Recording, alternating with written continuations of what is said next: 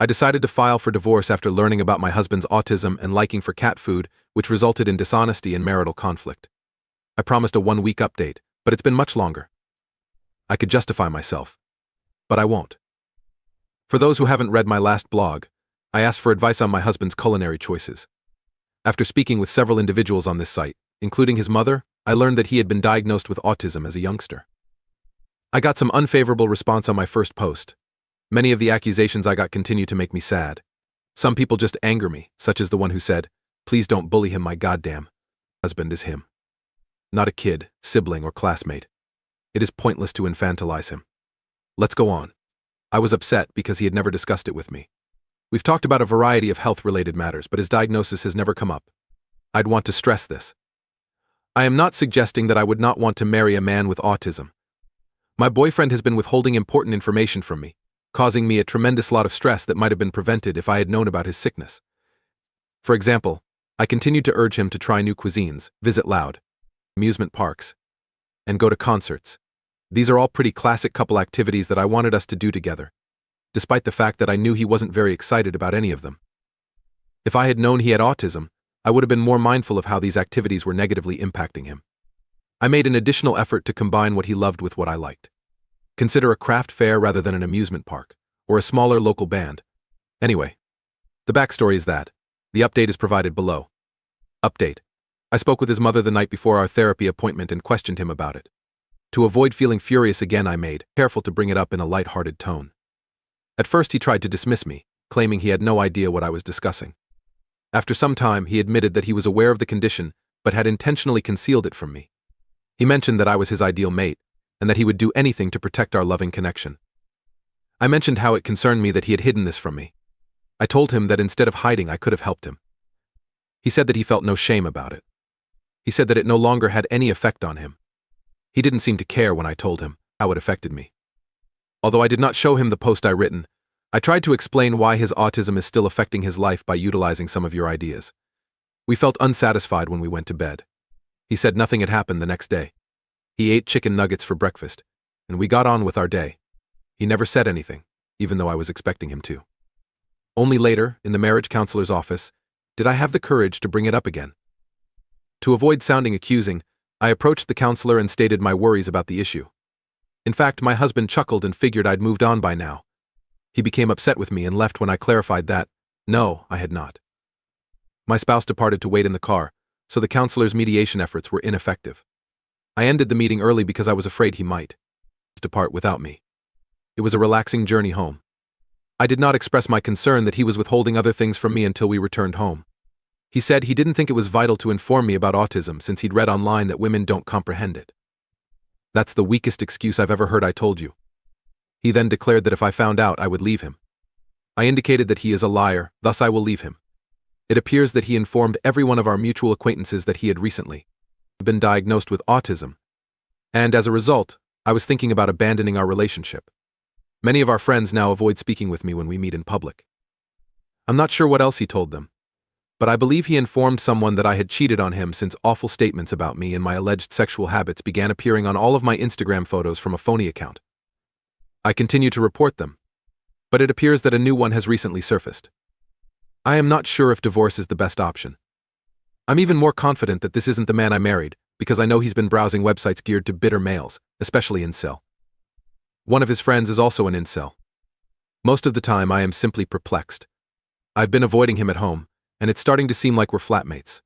He only leaves his cave when it is time to go to work, otherwise, he stays inside till the night. Everything appeared to have gone wrong just because I wanted to assist. Right now I have no idea what to anticipate, let alone how to go. Edit, I didn't aware there were so many additional comments. Even though I believe I am too emotionally mature to react, I am making an effort to at least process the majority of them. The avalanche of support I've received has honestly surprised me. Thank you. I'll be speaking with a lawyer about getting a divorce. I don't know how to approach him about this, but I'm done caring. You're okay? I'm scared that he'll suddenly want to chat when I come home in the evening. This has left neither of us in good health. It may be helpful to spend some time apart. For the time being, that's it. I am already concerned about how rapidly everything erupted, so I doubt I will post after this. However, at the end of the month, I will be relocating somewhere. The second tale will be available soon. I'm not sure I can stand my wife's constant talk for much longer. Could this be a cause to leave? I'm not sure if I should have posted this to a ITEU. However, let's get started. My wife refuses to stop speaking. I am not referring to the ordinary talkative Kathy. She will not, and I mean quite literally. Shut up as soon as she realizes I'm around. She will begin to speak non-stop. Not in the same space. As soon as it's safe to think that I can hear her, she won't stop talking until I leave, and often even afterwards. I've gone into the bathroom several times, switched on the loud exhaust fan, and returned to find her happily continuing the discussion she was having before I entered. She also refuses to use the bathroom exhaust fan, believing it will drown her out. In addition to whatever Homeric epic she's telling me about her friend's cousin's girlfriend's hairdresser, I can hear all of the toilet noises. I am such a fool. Before we married, I drove her from Tampa, Florida to Chicago, Illinois, without repeating more than 10 phrases. She chatted the whole time. All the way. Is there a TV program that I enjoy? PFF'd. That is not an issue. To get it out of the way, she will cheerfully turn down the volume, telling me that Olivia Newton-John still has the leather trousers she wore in Greece and can still fit into them, is the best way to have sex. Needless to say, we never see movies. Too many movie theaters have silenced me. I understand. She grew up in the Bronx with a large Italian Catholic family. You can't talk unless you yell loudly and continuously. In contrast, I was raised in a Scandinavian household with 2 children. I don't think we had ever spoken in our house until today. In fact, I often wonder whether this is what drew her to me. I learned to listen to others nicely and wait for them to complete before responding. She never seems to finish or pause, so I pay great attention to everything she says. However, this is not accurate. People of Swedish descent vary in that they do not recognize others using filler words. We typically remain silent while listening to others, with the exception of the Minnesota Naha, which is beneficial in any situation. There is no need for hia, yep, or OMG. Simply nod your head every 10 minutes or so to show that you're paying attention. I think it has a lot to do with living in the cold north. If you keep your mouth as wide as my wife does, your teeth will break from the cold. She described it as being in the presence of a dead person. She keeps pausing to question, are you even listening, or saying, you don't listen to me? Or you may ask me, what did I just say? I've mastered the art of remembering and repeating the last 2 or 4 words she speaks. She'll say something like, blah blah. She swiftly informed him that she would no longer accept such nonsense. And I will partake in that type of foolishness. As if I knew what type of crap it was and who refused to accept it. She would answer, yeah, as if I had been listening the entire time. I make a lot of jokes about it, but it's truly causing problems. He now has an apparent stutter as a result of her frequent interruptions. Growing up in her household, anyone who stopped talking over them even for a moment was considered an invader. Furthermore, you interrupted them by shouting loudly. She essentially utilizes my less staccato speaking style, which my child appears to have acquired, to interrupt and dominate conversations. It became so terrible that even when he wasn't being stopped, he would pause and resume statements. Before attending one of those parent-teacher conferences, I had no idea it was a stutter. At least now I know why Josh stutters, a teacher commented after listening to his wife and turned around to face me. As simple as that. This has led to her failing at least one job interview. I am aware of this since I planned it with a business partner. He apologized over the phone, but he couldn't bear being in the same room with her since she was always talking. We are rarely asked to go on a second date with a couple. Every time we go out with others, she takes over the discussion. Who would want more than one of these? You're probably wondering, so have you mentioned this to her? Indeed. Multiple times, occasionally in jest. At times in a most serious manner.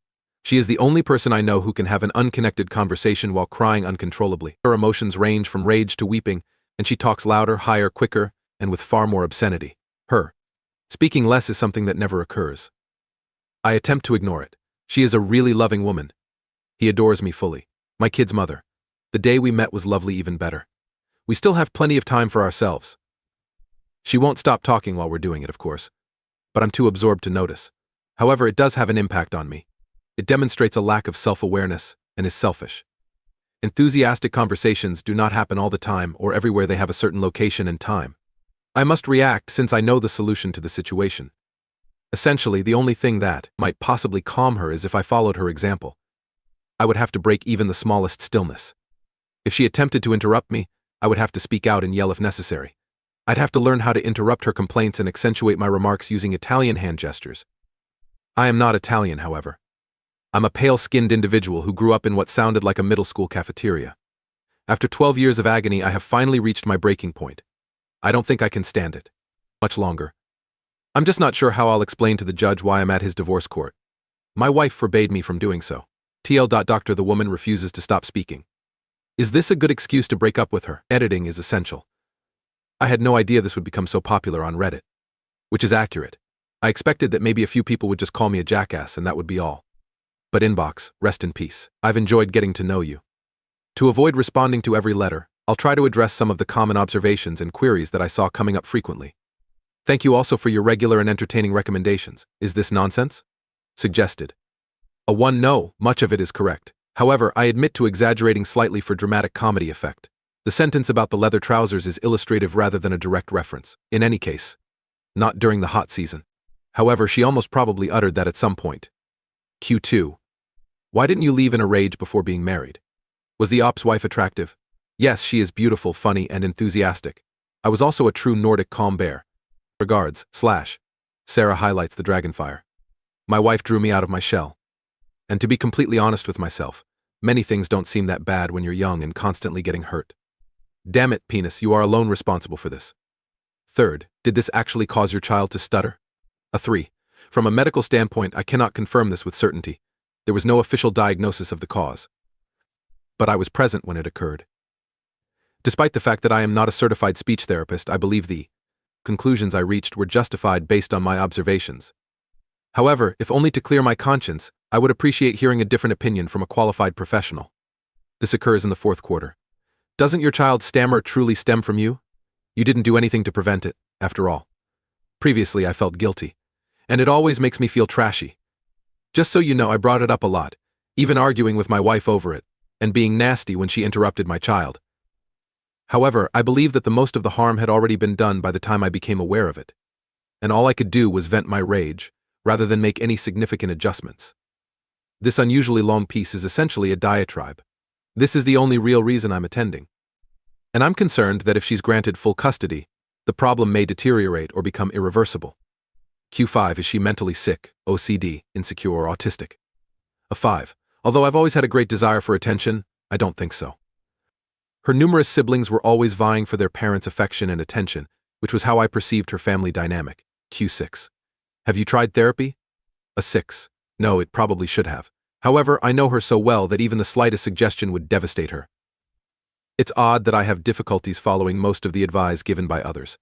And, trust me, I've definitely considered every one of them because I think they're way too severe. Nonetheless, I'm considering getting a divorce. That is when I realized the mismatch.